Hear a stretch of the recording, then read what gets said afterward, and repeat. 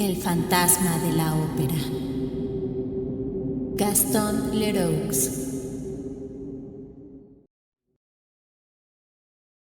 Donde los señores de Vian y Poligny explican en secreto a los nuevos directores, señores Armand Moncharmin y Firmin Richard, la verdadera razón de su salida de la ópera.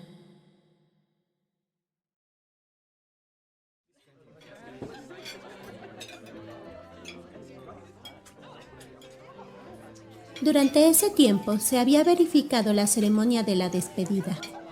Muchos estaban asombrados del alejamiento de los directores y de eso precisamente era de lo que se hablaba aquella noche en el salón de baile, donde la Sorelli esperaba con una copa de champaña en la mano y un pequeño discurso preparado en la punta de la lengua a los directores dimisionarios. Detrás de ella, sus jóvenes y viejas camaradas del baile se agrupaban hablando en voz baja de los sucesos del día. Todo el mundo observó que los directores dimisionarios tenían un aspecto alegre. No será jamás parisiense quien no haya aprendido a poner una máscara de alegría sobre sus dolores y el antifaz de la tristeza, del fastidio o de la indiferencia sobre su íntima alegría. En París se está siempre en el baile de máscaras, y no era en el salón de baile donde dos personajes tan despiertos como de Vian y Poligny iban a cometer la falta de mostrar su pena, que era real.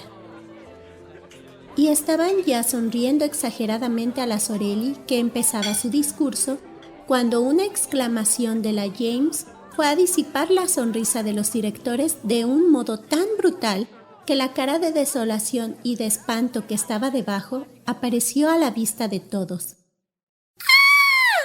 ¡El fantasma de la ópera! La James había soltado esa frase en un tono de indecible terror, y su dedo señalaba en el grupo de los fracs negros una cara tan lívida, tan lúgubre y tan fea, con los agujeros de los ojos tan profundos, que aquella calavera obtuvo inmediatamente un éxito loco. ¡El fantasma de la ópera! ¡El fantasma de la ópera! Y todos reían, se empujaban y querían ofrecer de beber al fantasma de la ópera, pero este había desaparecido. Se había escabullido entre la multitud. La Sorelli estaba furiosa porque no había podido terminar su discurso. De Vian y Poligny la habían besado y dado las gracias, y habían desaparecido con tanta rapidez como el fantasma mismo. Nadie se extrañó, pues se sabía que tenían que soportar la misma ceremonia en el piso superior, en el salón de canto, y luego recibirían a sus amigos íntimos en el gran vestíbulo del despacho de la dirección con una gran cena.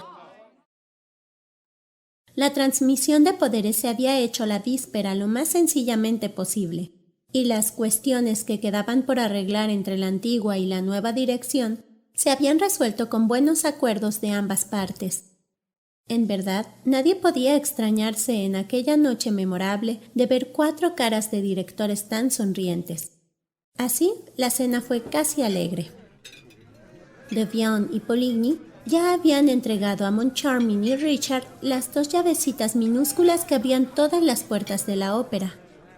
Varios miles en realidad, y las llavecillas pasaban velozmente de mano a mano, siendo objeto de la curiosidad general, cuando la atención de unos cuantos fue distraída por el descubrimiento en el extremo de la mesa de la extraña, lívida y fantástica cara de ojos huecos que se había ya aparecido en el salón del baile.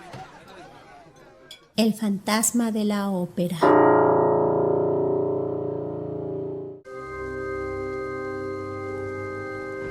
Estaba ahí como el más natural de los convidados, sin más diferencia que la de no comer ni beber. Los que empezaron por mirarlo sonriendo, acabaron por volver la cabeza. Aquella visión imponía enseguida a la mente los pensamientos más fúnebres. Pero esta vez nadie gritó, ¡el fantasma de la ópera!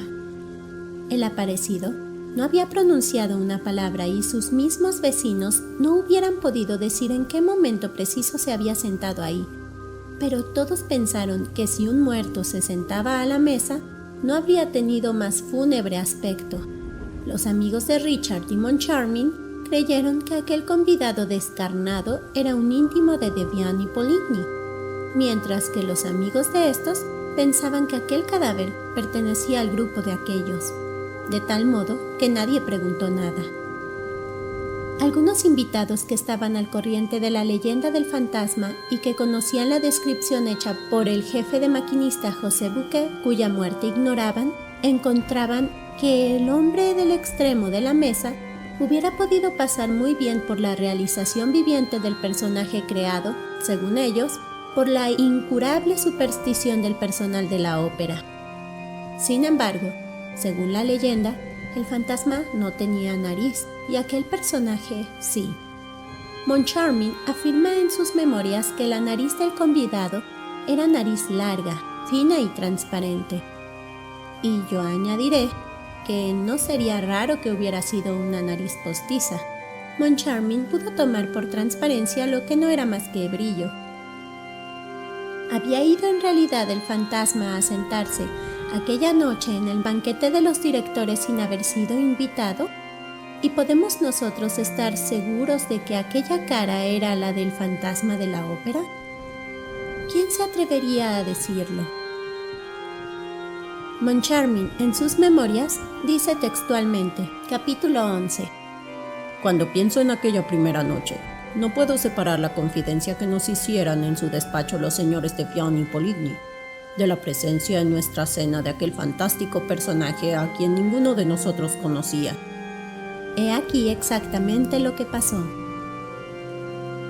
Devian y Poligny, colocados en medio de la mesa, no habían visto aún al hombre de la calavera, cuando éste se puso de repente a hablar. Las muchachas del baile tienen razón, dijo. La muerte de ese pobre Bouquet no es quizá tan natural como se cree. Devian y Poligny se estremecieron. ¿Bouquet ha muerto?, exclamaron. Sí, respondió tranquilamente el hombre o la sombra de hombre. Se le ha encontrado ahorcado esta noche en el tercer foso. Los dos exdirectores se levantaron enseguida y miraron fijamente a su interlocutor. Luego se miraron uno al otro. Estaban más pálidos que el mantel. Por fin, Devian hizo señas a Richard y a Moncharmin. Poligny pronunció unas palabras de excusa dirigidas a los convidados y los cuatro pasaron al despacho de la dirección. Devian y Poligny parecían más agitados a cada momento, dice Moncharmin en sus memorias. Y nos pareció que tenían que decirnos algo que les molestaba grandemente. Lo primero que hicieron fue preguntarnos si conocíamos al individuo que había hablado de la muerte de José Bouquet. Al oír nuestra respuesta negativa, se mostraron aún más alterados. Nos pidieron las pequeñas llaves, las examinaron un instante, movieron la cabeza y nos aconsejaron hacer cerraduras nuevas, con todo secreto para los despachos, gabinetes y objetos que quisiéramos tener herméticamente cerrados. Tenían al decir esto una expresión tan rara que nos echamos a reír y les preguntamos si había ladrones en la ópera. Nos respondieron que había algo peor, que era el fantasma. Volvimos a reírnos convencidos de que estaban decididos a hacer una excelente broma para coronar aquella fiesta íntima. Pero, a ruegos suyos, recobramos nuestra seriedad, decididos a entrar, por complacerlos, en aquella especie de juego. Nos dijeron que nunca nos hubieran hablado del fantasma si no hubieran recibido de él mismo la orden formal de comprometernos a ser amables con él y concederle todo lo que nos pidiera. Sin embargo, muy contentos de alejarse del teatro donde reinaba aquella sombra tiránica, habían dudado hasta el último momento si debían ponernos al corriente de tan curiosa aventura, para la cual, ciertamente, no estaban preparados nuestros espíritus escépticos. Pero el anuncio de la muerte de José Bouquet les había recordado brutalmente que cada vez que no habían obedecido las órdenes del fantasma, los había hecho volver muy pronto al sentimiento de su dependencia a algún acontecimiento fantástico o funesto. Durante estos discursos inesperados pronunciados en el tono de la confidencia más secreta y más importante, Richard y yo tratábamos de permanecer serios. Sin embargo, a pesar de nuestros esfuerzos, no pudimos menos, al fin, de soltar la carcajada en las barbas de Devian y Poligny.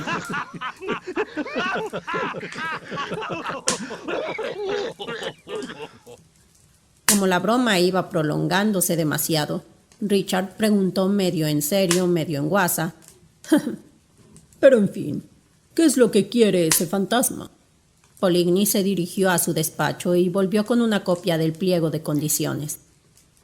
La dirección de ópera, nos leyó, estará obligada a dar a las representaciones de la Academia Nacional de Música el esplendor que conviene a la primera escena lírica francesa. Continuó leyendo el artículo que enumeraba las causas por las cuales ese privilegio podía ser retirado. Eran 4 estas causas y así figuraban en las copias de los reglamentos. Esta copia, agregaba el señor Moncharmin en sus memorias, estaba escrita con tinta negra y enteramente conforme con la que nosotros poseíamos. Sin embargo, vimos que el pliego de condiciones que nos sometía Poligny llevaba al final un 5º párrafo, escrito con tinta roja y letra rara llena de irregularidades. Y ese 5º párrafo que alargaba tan extrañamente ese artículo decía en forma textual: Quinto, si el director retarda más de 5 días la mensualidad que debe al fantasma de la ópera, mensualidad fijada hasta nueva orden en 20.000 francos, 240.000 francos anuales. Con un dedo vacilante, Poligny nos enseñaba esta cláusula suprema, que nosotros no esperábamos ciertamente. ¿Nada más? ¿El fantasma no quiere otra cosa?, preguntó Richard con la mayor tranquilidad. Sí, respondió Poligny. Volvió a hojear el pliego de condiciones y dijo: Vean el artículo 63, que se refiere a los palcos reservados para el jefe del Estado y otras autoridades. Nuevamente, al final de este artículo, alguien había añadido en letra roja: el palco número 5 será puesta en todas las representaciones a disposición del fantasma de la ópera.